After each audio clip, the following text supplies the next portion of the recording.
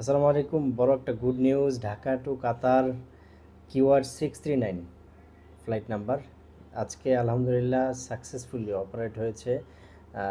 দোহায় গিয়ে তারা সাকসেসফুলি ল্যান্ড করেছে।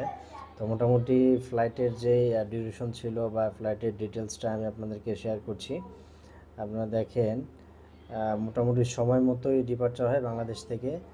দেন টাইমলি মোটামুটি ইন্ডিয়া হয়ে করাচি, দেন হচ্ছে আপনার আরাবিয়ান সি হয়ে ওমান হয়ে, দেন এখানে দু একবার অবশ্য একটু ঘোরাফেরা করেছিল। দেন আলহামদুলিল্লাহ কাতারে গিয়ে সাকসেসফুলি ল্যান্ড করে। সো সেই জায়গা থেকে বলা যাচ্ছে ইনশাল্লাহ আজকে যেহেতু কাতারের ফ্লাইট অপারেট হয়েছে, সো আশা করছি ইনশাল্লাহ প্রতিদিনই ফ্লাইট অপারেট হবে।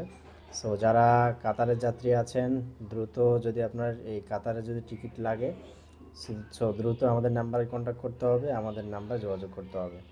ভালো থাকবেন। আল্লাহ হাফেজ।